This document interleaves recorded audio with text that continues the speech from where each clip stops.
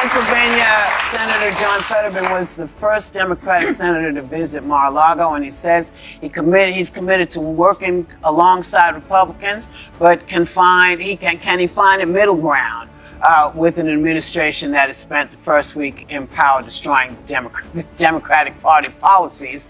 And, let's say, he's a little shaky with democracy. I believe it's only been a week since the former president has retaken office. You were there at inauguration. He's been attempting to flex his power. But are you surprised by anything? I didn't even see what that was. He's wearing a similar outfit at the inauguration. Oh, okay. You looked great. Totally. It's not every day that a U.S. senator shows up on a talk show known for tough questions. But John Fetterman didn't just appear on The View, he came prepared. He talked about everything from the January 6th riot to his meetings with Republicans, and even addressed the rumors that he's leaning more conservative. Whether you like him or not, Fetterman doesn't avoid difficult topics. Some people think he's changing the game in a good way. Others believe he's getting too close to Trump supporters and are upset about him joining Truth Social. His recent actions have stirred up a lot of debate. Some call him a bridge builder, while others call him a traitor. Why does this matter? Because in a world where most politicians pick sides, Fetterman is standing in the middle and getting hit from both ends. When the hosts asked tough questions, he didn't dodge them. He stood by his democratic values and clearly explained his position. So what's the truth about Fetterman? Is he being smarter? Is he taking a risk he can't win? Let's look at what he actually said. Next voice. I get you. So, but are you surprised at anything you've been seeing, or do you anticipate that there's going to be changes that we should be prepped for that we're not thinking about? Honestly, I haven't been surprised by anything now.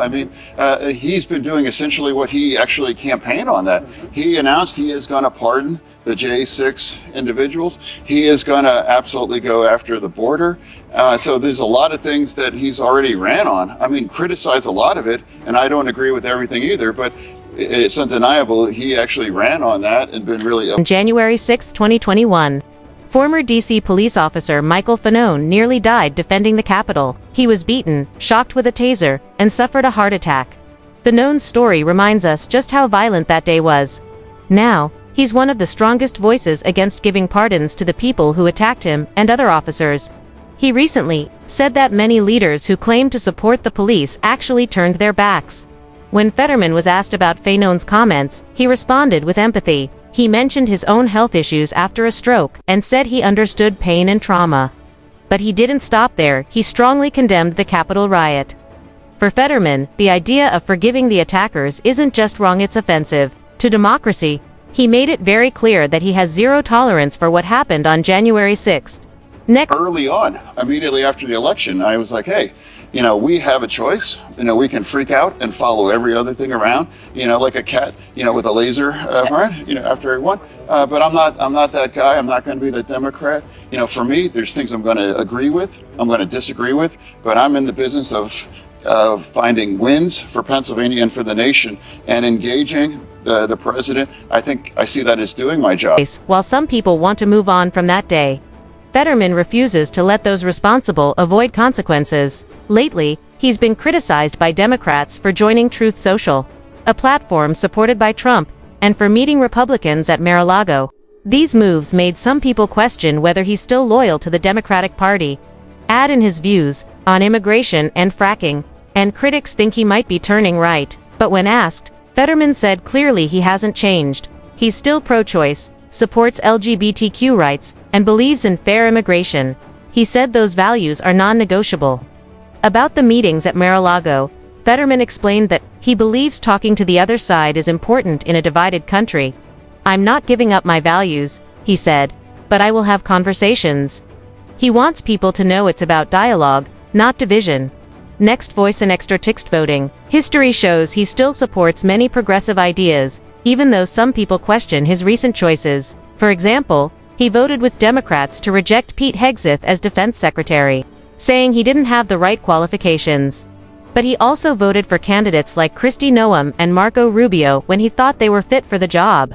That shows he's willing to vote across party lines if he thinks it's the right call. He's also getting ready for hearings with two controversial figures. Tulsi Gabbard, and RFK Jr. Some people wonder how he'll vote, but Fetterman says he'll decide after hearing from them directly. For him, it's not about party politics, it's about being informed.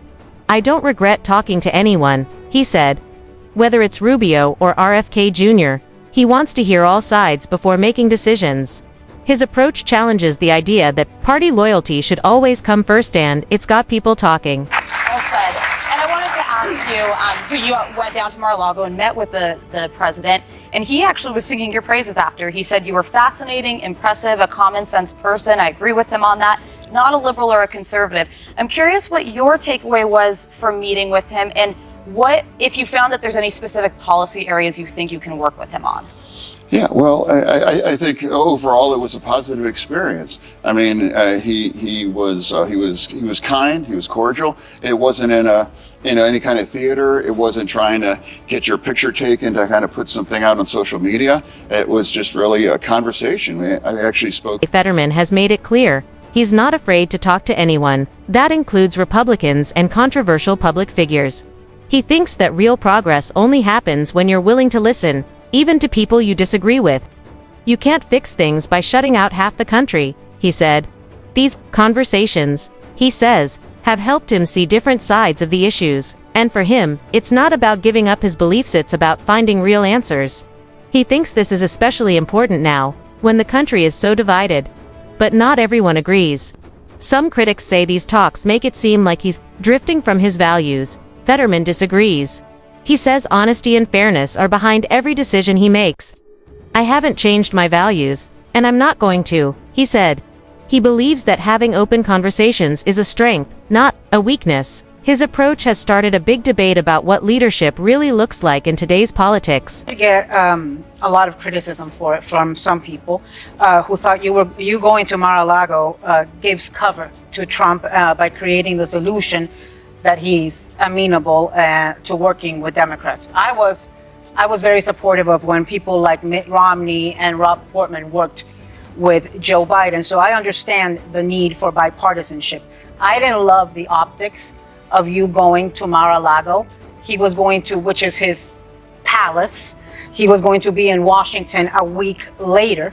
But what was your goal, and do you feel ultimately you were successful? Well, here's what happened. I was being lazy on the couch at like Friday night, and my team reached out saying, "Hey," and I don't know if this is like a trolling or a hoax, but they extended an invitation. To some, Fetterman's willingness to talk to Republicans shows he's practical and focused on solving problems, not just sticking to a party line. Supporters say he's the kind of leader we need, someone who wants results, not just arguments. But not everyone feels that way. Some Democrats say he's moving too far from the party's core values. They're upset about him joining Truth Social and meeting with Republicans at Mar-a-Lago. Some even think he might be hurting the Democratic cause. So, what will this mean for Fetterman's future? Will people see him as a leader who puts the country first? Or will his own supporters start to turn against him? Despite the criticism, Fetterman says he's not switching sides. "I'd make a terrible Republican," he joked, pointing to his strong beliefs in things like abortion rights, LGBTQ equality, and fair immigration laws. These values, he said, are who he is. He also pushed back on the idea that he's changing politically. He told people to look at how he votes. That's the real proof of what he stands for. His choices, he explained, aren't about winning points, they're about doing what he believes is best for the country. And his message to his critics: don't judge me by headlines, judge me by what I actually do. By the end of the interview, one thing was clear: John Fetterman isn't backing down.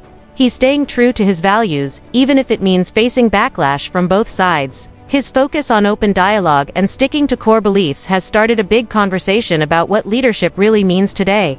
So, what do you think? Is he being brave, or is he taking a risky path? Let us know your thoughts and share this story to keep the discussion going. And overall, my wife was there, and she might be watching right now at home. Hi, Giselle, here home. And she was there as well, too. And we just had a conversation. And one of the things, can we agree on? Well, one of the things that was easy, like the dreamers. the Dreamers, immigration, that. And Giselle was part of that community, and we both had the opportunity to express that. I would also, I'm on the Ag Committee, and I think protecting the SNAP as well too. Food insecurity is really important issue. And some people on that side wants to go after that or weaponize that. So for me, those are kind of issues. Other things that we can agree on as well. But overall, it was just a straight up conversation, and I just have a rule. Like, I'm going to engage and have a conversation that's anyone playing it straight, and that's me doing my job. Fetterman has made it clear he's not afraid to talk to anyone. That includes Republicans and controversial public figures. He thinks that real progress only happens when you're willing to listen, even to people you disagree with. You can't fix things by shutting out half the country, he said. These conversations, he says, have helped him see different sides of the issues, and for him, it's not about giving up his beliefs, it's about finding real answers. He thinks this is especially important now, when the country is so divided. But not everyone agrees.